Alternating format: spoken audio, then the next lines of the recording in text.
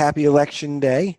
I would like to kick off today's webinar by thanking you for choosing to attend the first of our 4-part webinar series, 4 Vital Solutions for NIST 800-171 Compliance. This webinar series is intended to spotlight the key partners we recommend to further organizations in becoming compliant. Today's briefing will focus exclusively on ForeScout and their Counteract product, which has proven to be a powerful tool in the remediation of a large swath of NIST controls. In addition, ForeScout reduces the burden to the CyberOps teams, making their life easier as they manage their organization's security policies, posture, and technologies. To quickly introduce myself, I'm Mark Porto. I'm the Managing Director at Gulfstream Cyber.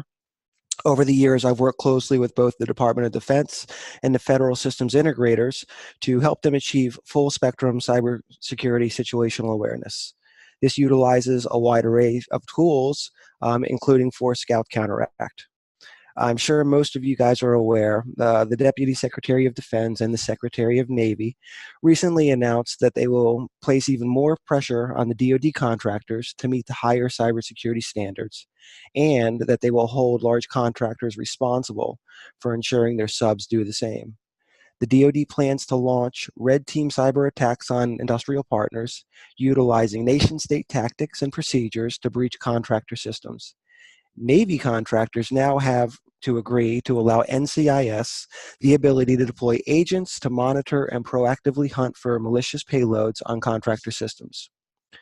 Our Gulfstream cybersecurity executive team has engaged with hundreds of defense contractors very similar to your companies and fully understand what keeps you up at night. While your C-level executives direct you to meet the new DFARS 7012 clauses, they also challenge you to do so without increasing costs, increasing workload, disrupting any aspects to the business, or adding additional staff. Not to mention, you're still tasked with responding to the day-to-day emergencies of your organizations.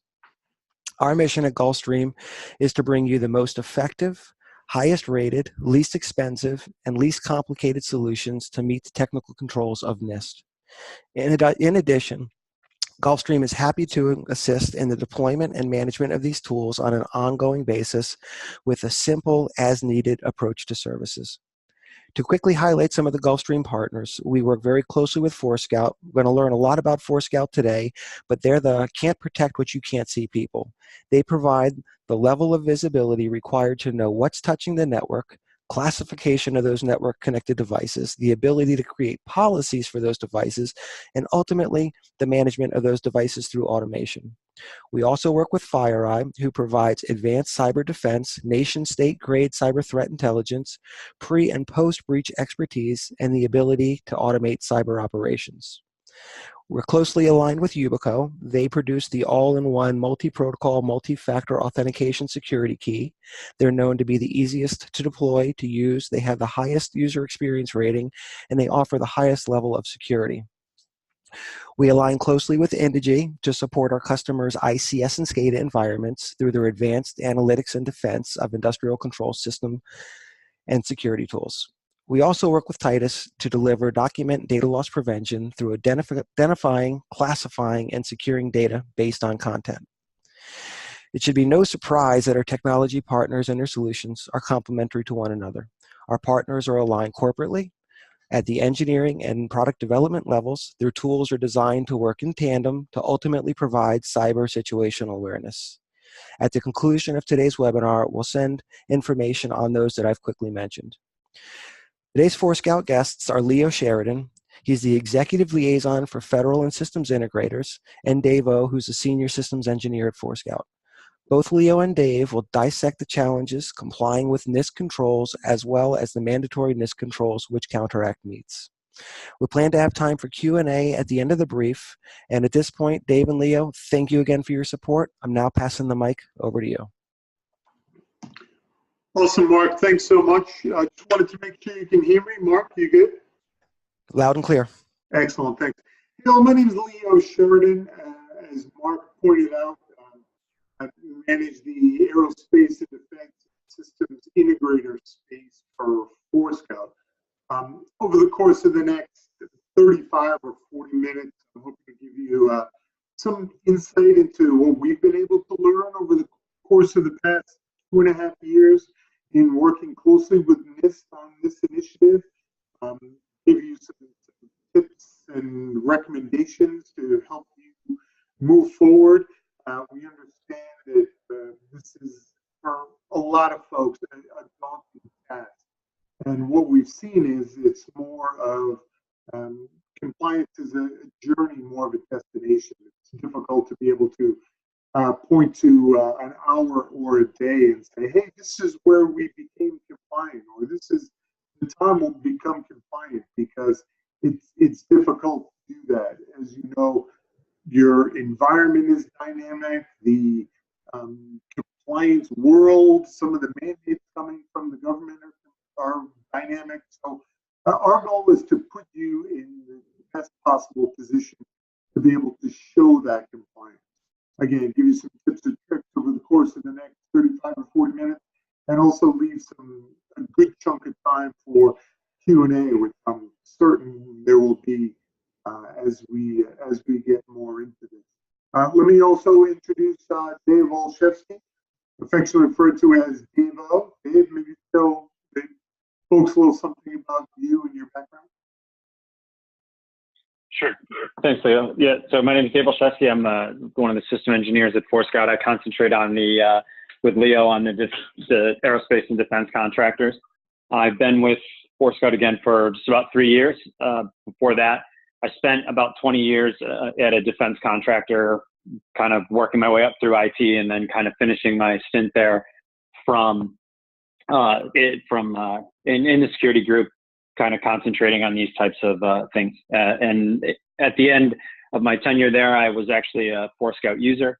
I ran the tool for us through a couple of acquisitions, and you know, just the day-to-day preventing people from connecting to the network in some of our conference rooms and things of that nature. Excellent. Good stuff, Dave. Thanks. So let's jump right into the environment in which this was all built. So if we look at some of the headlines from some of the trade rags from the DoD side, you saw the first is a Chinese hackers steal sensitive Navy program data. That came from the Sea Dragon program that was run out of the Undersea Warfare Systems group at the Navy. This data was stolen from contractors' unclassified network. Additionally, you look at the Air Force, who suffered a major data breach. That was much more sensitive data, classified U.S. intelligence and national security details as well. The one that you won't see here that seems to be a motivation for a lot of folks that I speak with came from more of the commercial side, mostly because of the model that was used. If you recall several years ago, the Target hack, that was the model that NIST is really looking to, or originally looked to, for motivation for guidance here. The challenge with the Target breach was that the hackers didn't go right after Target. They attacked one of their HVAC contractors and gained access to the network by moving laterally once they were able to reach the contractor network, ultimately moving to the point of sale system. That's concerning for a number of reasons if you are the government or Mother DoD. Specifically, it shows that once you feel like you have secured your enterprise, you now recognize that you are vulnerable across your entire network of contractors and subcontractors and the related supply chain. So that's the motivation behind the 800-171. As you probably know, the 853 deals specifically with government agencies, but it's the 171 that applies specifically to the contractor world. If you look at the next slide, the pressure is increasing, and we know it certainly is.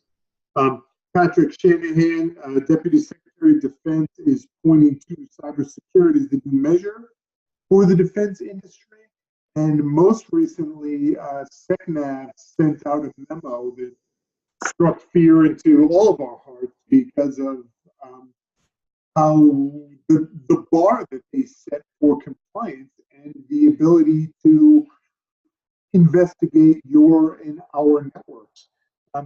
Specifically, they called out several of the requirements that need to be in place around FIPS 140-2 encryption, multi-factor authentication, requirements around the 1-800-171 that we're talking about now, but also their ability to create red teams to actually probe your networks and determine if or where vulnerabilities might exist. So we'll talk a little more about that in a minute. Hey, Leo? Yep. Leo, this is Porto. I'm sorry to interrupt. Is it possible to switch over to Dave and let him present? The audio on your end is coming in very, very broken and choppy. Sure. Let me work on that. Dave, you want to jump to this next slide? Just talk a little bit about the DFARS.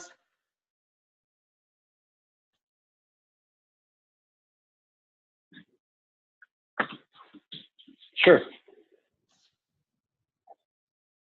Sorry, guys. Let me just. Yeah. So just to kind of continue on to what Leo was talking about, right? We've all known about this for years. The fact that this was coming down and the fact that we all needed to have the adequate security and that we needed to comply to NIST, but now that they're starting to, put some timelines around it, again, the timeline kind of came up last year, December 31st. And they, at first it was a self-certification and all that stuff, but now that, as you can see what Leo talked about before, now that the contractors and DoD specifically are starting to put pressure down. And again, it all kind of stems from having a system security plan. One that is, not just having a system security plan, but also testing it, right? That's kind of the valuable piece of it.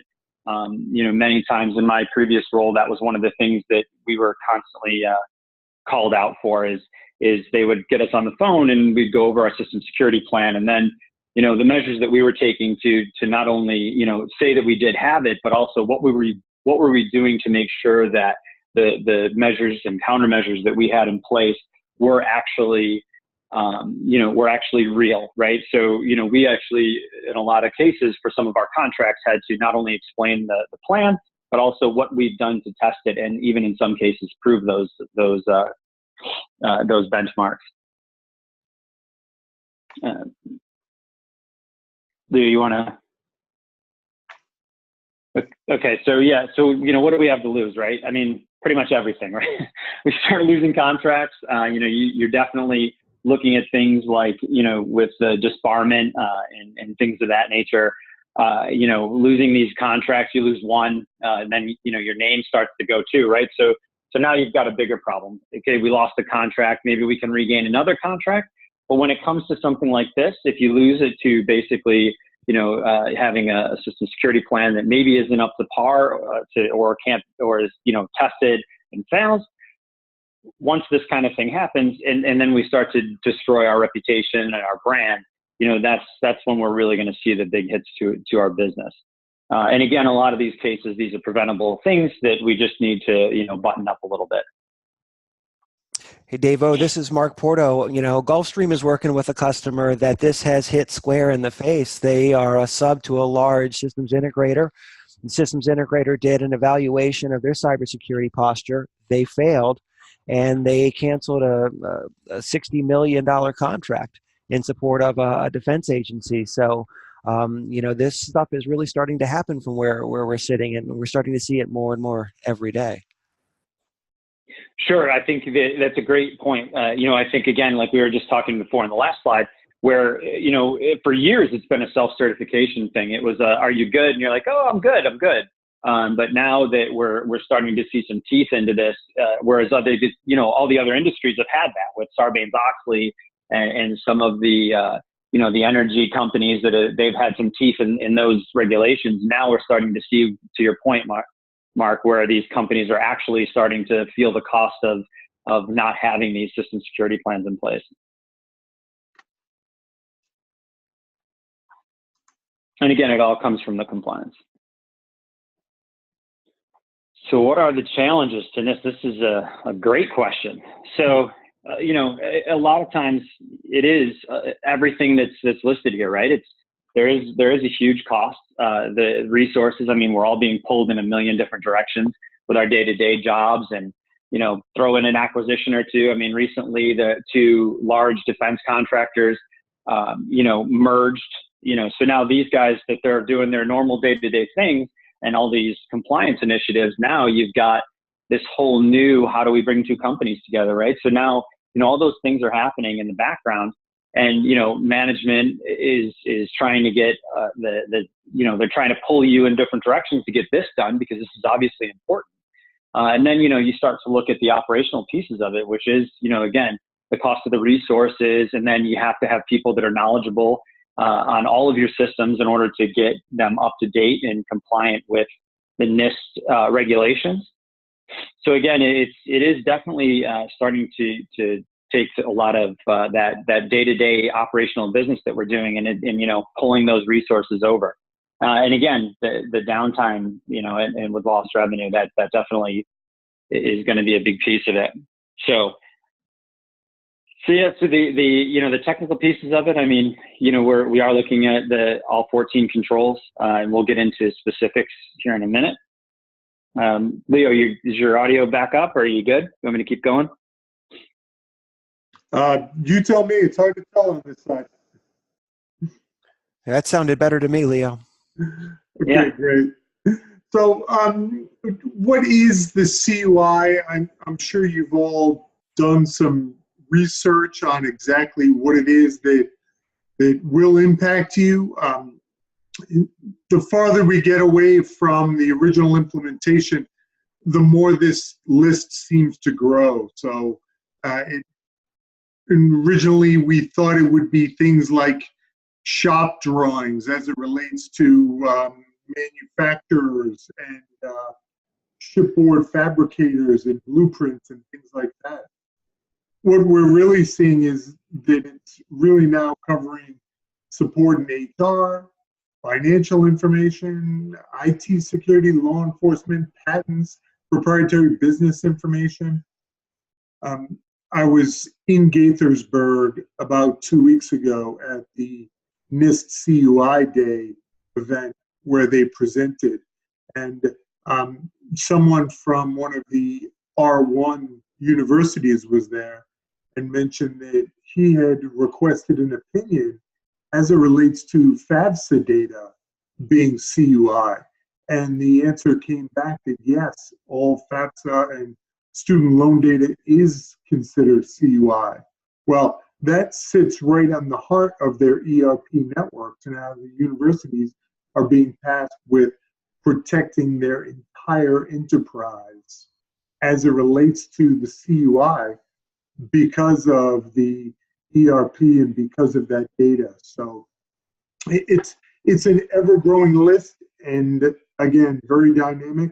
It will continue to, and it underscores the importance of what needs to be done to protect all of this data.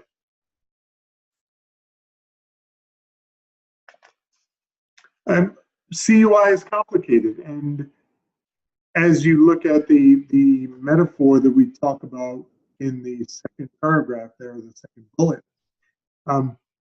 it needs to be continuous. It cannot just be an interval scan that occasionally reaches out to check and see if and where your system is being protected. It's much more than that. So the solutions you put in place will need to be continuous in nature. You know, we talk here about a security guard that opens his eyes in 60-second intervals, and that's it. Well, that's not a solution for securing this data, and the government is not going to be okay with a model that does that. So whatever you put in place, it needs to be continuous, and it needs to be comprehensive across your entire network.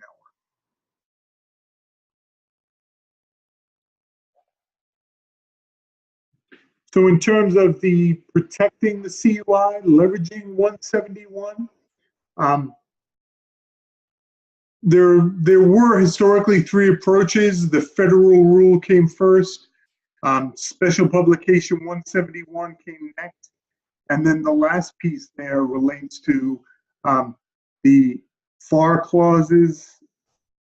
When I was in Gaithersburg last week, they mentioned that as soon as winter of this year, probably March, all of this will be covered in the FAR as well as the DFARS. So that's huge, because now we're not just talking about Department of Defense. Now we're talking about the entire federal government and the contractor supply chain. There's a lot of moving pieces there. How ForeScout simplifies control. We provide a platform, because of what we do and the way we do it, and we'll get into that in a second, that we can provide support for just about 87% of the 171 technical controls. That is a great asset, because a lot of folks are looking for, I don't know, the easy button is too easy or too simple a way to put it, but you're looking for the fewest changes possible with the largest impact. And that's what it is that we're hoping to do.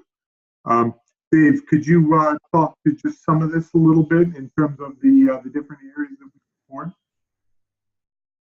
Sure.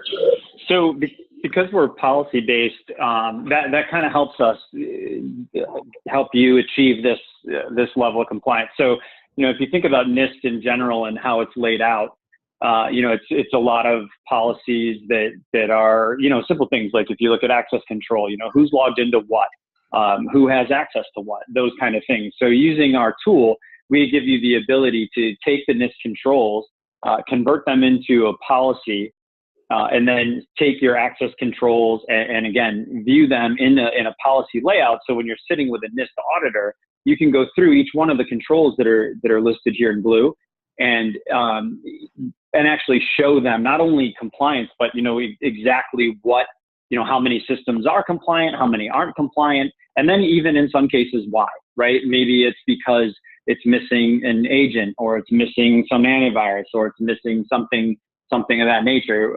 We have the ability, again, to get granular and using our policies to help show exactly what those are.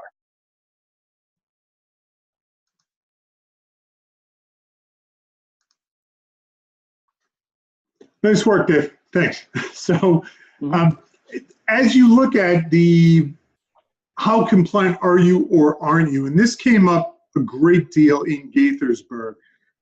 At a minimum, DoD will want to make sure that you and your teams are making sure that you're tracking compliance. Many of the larger SIs have very comprehensive system security plans in terms of tracking their compliance and doing self-assessments and some complex reporting, which is great, but many of those folks also have the resources to literally dedicate 100% of their time towards achieving compliance. You may not have that. Most organizations don't. So instead, what you're doing, or what we recommend doing, is maybe even a spreadsheet type format where you can list all 110 controls and with the use case. And then over where you look at where we, in this column, put how ForeScout and Gulfstream can help, have a justification as to why and how it is you can actually support those controls, or how you're in process of supporting those controls, or worst case scenario, how you have a plan in place to support those controls.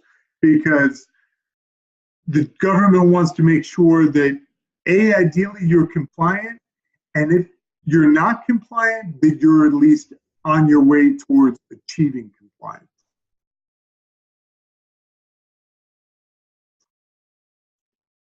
How do we do it, and how does it work? There are three pillars of the ForeScout solution. C, control and orchestrate. Dave, why don't you tell us a little bit about the C component as it relates to our ability to see and classify all of the IP-enabled devices on your network?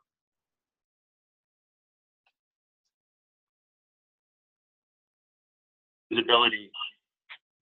When we talk about visibility at ForeScout, we talk about it a little differently, right? So what we do is we believe that if you want to know what's on your network, then you should ask your network, right? So we sit at your, on your network, talking to your switch infrastructure to make sure that anything and everything that's connecting into your network, whether it's wireless or wired, that the moment that it connects in, that we see that device. So as soon as a switch sees it, we see it. And that gives us the ability, again, to recognize continuously and in real time every device that connects. So when you talk about what does my device roadmap look like, we can actually provide that in real time where, because again, with a lot of these point-in-time solutions, the point-in-time scans, it's a great point-in-time scan, but how do you know from, a day ago to today what has been on and off your network? So again, talking to the network gives us that ability that to really see everything and report into you so you know exactly what's there. And then, again, without using an agent, we can also classify those devices. So we know what's a mobile device versus a laptop versus a desktop. Hey, Dave, this is Porto. Thinking like one of the participants on the call, can you discuss what Counteract sees in terms of a net new deployment? Sure. Do you mean from a device perspective? So, like if I say how many devices do you have, your answer is 2,000. How many more devices do I find when I come in? Is that what you're asking? Absolutely. Okay. Yeah. So typically, by rule of thumb, we go around a 30% or more, depending on the environment. So a lot of times when we come in and we talk, people will say, "Oh, I have 2,000 devices or 4,000 or 80,000. And then again, typically, we forget about things like clocks and things of that nature. So refrigerators and, HVAC systems, all those Internet of Things or operational technology devices. So it can typically be around 30 to 40% more. Yeah, thank you. And I apologize for asking a loaded question. As I'm sure you're aware, Gulfstream and ForeScout have done a lot of work in federal systems integrators together, and it's always surprising to me after the initial ForeScout deployment how many more devices are detected than the organization thought that they were responsible for managing, and that's why I always call ForeScout the folks that you can only protect what you see, and they provide that level of visibility so you are truly seeing the full enterprise of internet connected devices. Yeah, Mark, and as Dave touched on, we're pulling back between 400 and 500 discrete data points from every single IP-enabled endpoint that we can identify, which is, it's tremendously important and gives us great granularity into those endpoints to be able to assess the posture and also identify potential vulnerabilities, which is huge.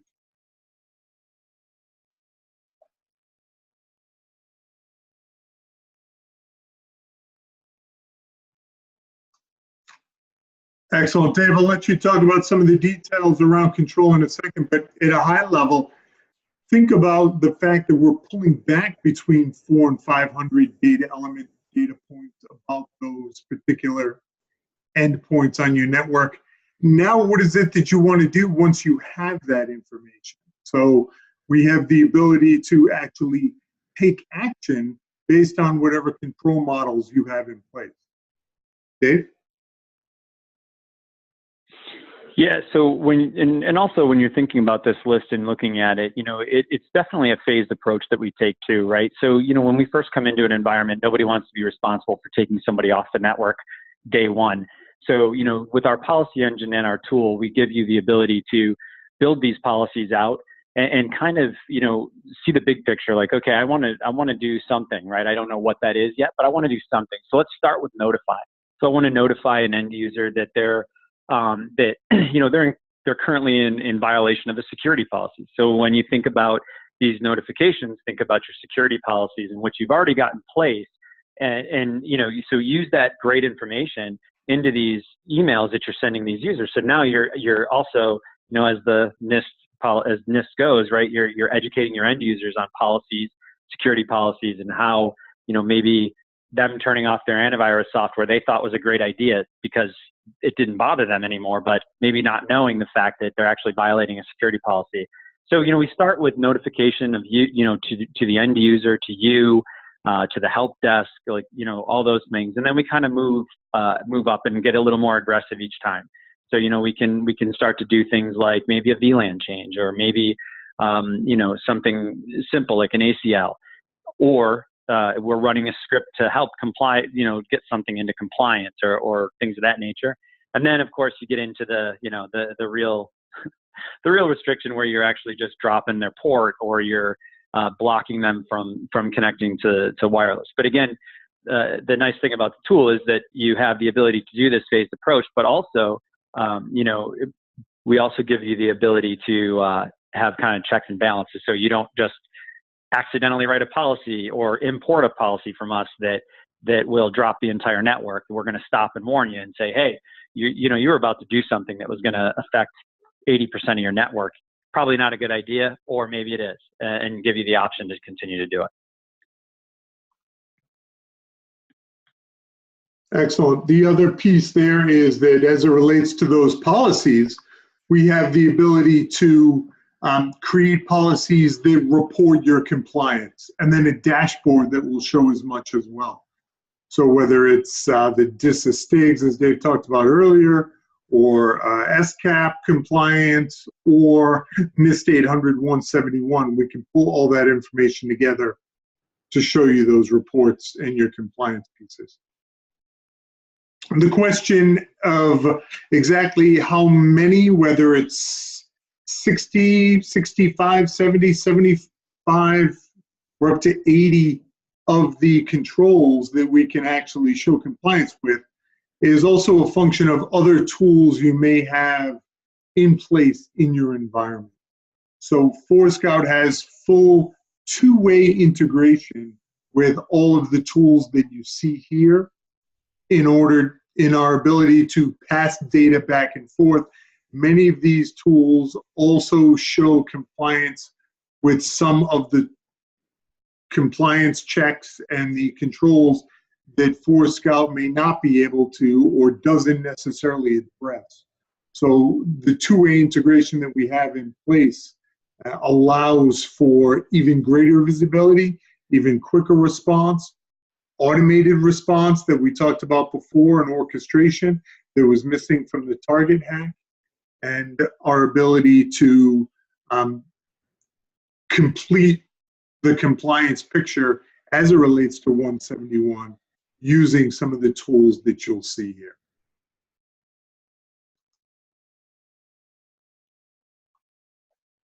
So before we get into Q&A, let me just talk a little bit about some additional resources and links. We have a series of test drives that we offer that it's a 2 to 3 hour event offered locally, depending on where you are. We offer them all over the country. And it gives you the opportunity to come in, log on to a virtual console and work through using Counteract and seeing how compliance can work for you and Counteract would work in your environment. We also have the links that you see here and additional resources, including white papers and solution briefs to give you even more detail. That said, I know there's a number of questions out there. Mark or Dave, do you have visibility into that? I do. I can see the webinar chat right now. I've got a quick question as the participants submit questions. ForeScout's got a customer satisfaction rating now over 75%. In your or Dave's opinion, what factors are contributing to this? Sure, I'll let Dave answer from the technical standpoint. From what I see, the first is the time to value. ForeScout is one of the few solutions that we can start an install in the morning, and by the end of that first day, you've already discovered and you're monitoring and you've classified all of the endpoints on your network. So the ability to show that over such a quick time period is tremendously valuable for our customers, and it's takes them to an area and to a level of compliance and visibility they never imagined, and that's a huge win for all of us. Dave, from the technical side, what do you see as the big benefits? So as a previous customer, I kind of have a unique position on a couple of things, and support is definitely one of them. So as it comes to support, we've made tremendous investments in support. We have a facility in Dallas, Texas that does all of our support now. We've kind of got to follow the sun model, so we're staffed appropriately, and we're making improvements every day. And we've also got a team in Dallas that sits right across from the service desk that is our engineering team, our software engineering team. So I think that one of the big things before was those two groups were kind of separated, but bringing them together allows the team that's fixing the software, if you will, the guys who are doing the development work. It gives them the ability to kind of listen to the help desk guys and find out the things that are really kind of frustrating them, and help with that communication between the two of them. So it's really helped our support organization tremendously. And I think that has a lot to do with it. The fact that our support is very responsive, and, they don't need to look for a developer anymore. They can literally walk across the hallway and pick up a developer and ask very, very pointed questions. So I think that's one of the biggest reasons. We don't have any more questions, but I've got a couple. So if you don't mind, I'll ask another one. I know you're very secretive about your customers. So without divulging any customer information, can you discuss some of the large-scale ForeScout deployments, their use cases, and the benefits the customers are realizing today? Sure. So on the commercial side, we have a couple of customers who've been okay with sharing their names. JP Morgan Chase is one, Citi is another. On the DoD and contractor side, they're a little less willing to share. Right now, from a government perspective, we're probably managing upwards of 13 million endpoints at the government level. We have 3 of the top 5 aerospace and defense contractors that we're working with. They're using it both for their internal IT from a campus standpoint. They're using it at the data center level, and they're also using it from an OT perspective on their assembly lines. We have an aerospace manufacturer who is leveraging it for one of their repair lines that they use, assembly lines, and it monitors and manages all of the IP-enabled toolbox and devices that sit along the line. So it runs the gamut from the federal side to the industrial side, and likewise, it also covers traditional IT as well as operational technology and everything in between. Hey, and Mark, just to add to that, one of the other big things that we've seen too, it was kind of a side benefit, we'll call it, was mergers and acquisitions. It's kind of started, as a customer, I used it 2 different ways from a mergers and acquisition standpoint. One from us acquiring a company, and one from a company acquiring us. What people are finding, especially some of these bigger customers that are going through these mergers and acquisitions, is that, when I come to you and say, hey, Mark, how many devices do you have on your network? Your response is 1,000. Well, we all know that typically when you're ending in a 0, it's probably a little bit different than reality. So what we've been able to do, especially in these mergers and acquisitions places, is go right in and get a really quick idea of every single thing that's sitting on a network. And then even, as we get more and more access, once it happens, right? Now we're getting more access. We'll find even more things like software inventories and how much RAM does a machine have? How much, how many IPs are we using? Those kind of things. So that's actually a really big big use case for our software as well, is the mergers and acquisitions piece. Awesome, thank you.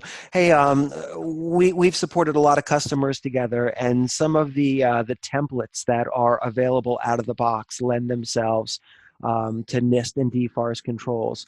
Can you discuss those templates and how the customers are taking advantage of those? Sure, Dave. Let me give that one to you. Kind of had a feeling that was coming. Yeah. So right now with our NIST policies, what we've done is we've got a template that's built to the controls. It's built to a certain amount of them now, and it's an evolving thing. So what we're doing is as we develop these policies, we are bringing them in. So we don't just bring you a box and say good luck, right? We're bringing you the box. We're putting in a default set of policies, and part of those default policies, you can ask for the NIST piece of it, and then we can import those controls in.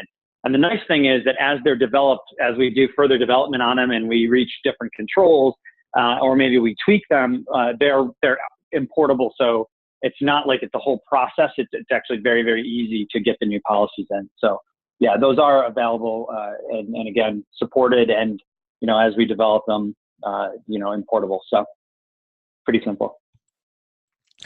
Hey, another question that I have: if you were back at an aero defense contractor or a Navy contractor, and you were faced with the day-to-day activities of a cyber ops team, what would be the next steps for you to start to interrogate ForeScout and determine if it's the right fit for your organization? Sure. As I mentioned before, Mark, everyone on this call and everyone that we talk to has a slightly different environment from everyone else. So the uniqueness is everyone's individual challenge, because no one size fits all.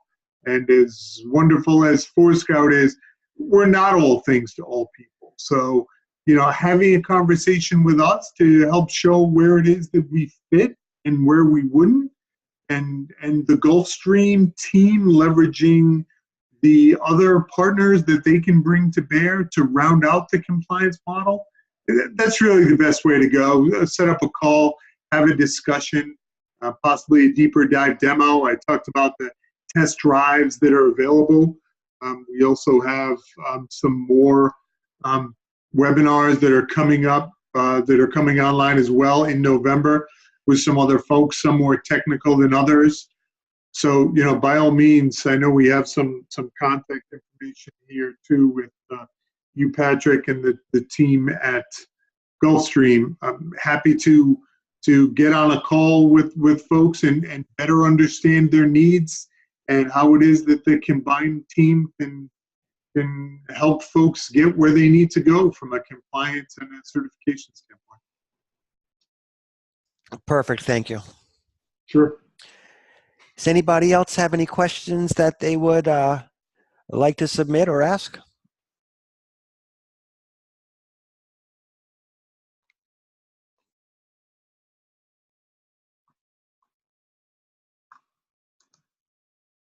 Anything come in from the chat, Mark? Are we good? No, so far we're good. Excellent. So here's contact information. I want to make sure that you have the email address for myself or Dave O. Also Mark's email address and his direct phone number if you wanted to set up a call. I appreciate everyone's time and the opportunity to present. As I mentioned, cybersecurity compliance, as much as we like to put a stamp in a day and an approval on it, it's a journey. It's not a single point destination. So there's a lot of moving parts there, and we're here to help as best we can. Mark, I know Gulfstream feels the same way. No, we absolutely do, and I appreciate you acknowledging that. I really appreciate you taking 45 minutes on a Tuesday afternoon to spend with us. What I will do is I will send out a really cool ForeScout Gulfstream document that identifies all of the NIST controls and precisely which ones ForeScout addresses and how they address those. So this would be a good cheat sheet for you to use as you contemplate compliance. And as Leo mentioned, we are more than happy to help you in any way, shape, or form. So that said, I thank you for your time and appreciate